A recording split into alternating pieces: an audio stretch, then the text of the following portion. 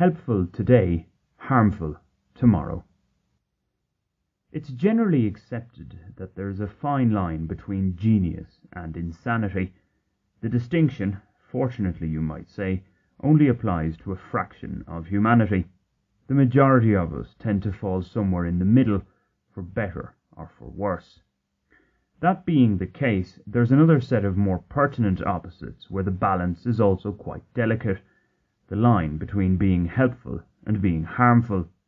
One's life, consciously and unconsciously, mentally and physically, is, for the most part, spent traipsing the helpful-harmful middle ground. But, you might say, being deep in helpful territory is a good place to be, so just try to maneuver yourself there. Well, the thing is, you can't be deep in it. It's a narrow corridor where you're never too far away from crossing into harmful ground. In other words, while you might think that being uberly helpful is nothing but good, there's a high chance you'll end up inflicting harm on not only the recipients of the kind act, but on yourself as well. It's like the old adage, give a man a fish and he has food for a day, teach a man to fish and he has food for life. In this particular instance, the potential trouble for the giver is future resentment from the receiver.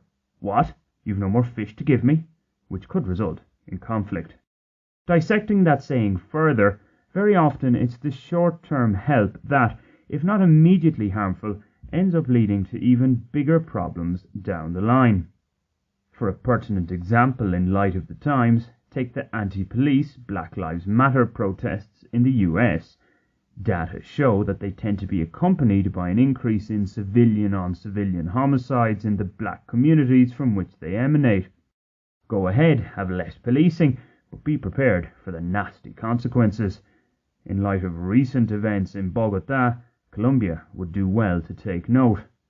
This is not to make little of the many problems with policing and other state law enforcement agencies in this country. On a macro level, despite the fact that today most of us can expect to live longer compared to our predecessors, this hasn't resulted in playing the long game. On the contrary, in our on-demand society, it's a case of now, now, now. It makes sense in some ways, as most of our needs, from a Western world perspective in any case, can be satisfied by the mere touch of a button. Many people appear to have lost the virtue of patience. If there's not an instant solution, forget about it. So we really only have ourselves to blame when our leaders react accordingly. Any visionaries soon learn that the real trump card, an innocent turn of phrase honestly, is expediency. Never mind the next election, the latest opinion poll matters just as much. In these coronavirus times, hope has been expressed that the enforced pause on our normal lives will see us taking the time to reflect on how we've been living. We'll identify the more malignant practices and amend them accordingly. Alas, if anything, the pandemic has only reinforced the on-demand way of life and, it can be argued, increased societal polarization as well as inequality. What's more, it has underscored the short-term gain, long-term loss tendency.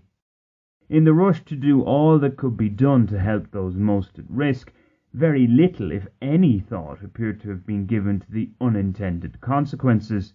Only now, months later, are we seeing some of our leaders finally listening to the dissenting voices who have been at pains to highlight the problems we're creating. Again, this isn't that shocking when seen through the myopic lens that society as a whole tends to use. To use football parlance, we've sacrificed a few playmakers to hold on to a questionable lead. The strategy has backfired, we've been pegged back, and we need to go on the offensive. However, our star attackers are now out of the game. Most can, thankfully, be reintroduced. The question is, what sort of shape are they in?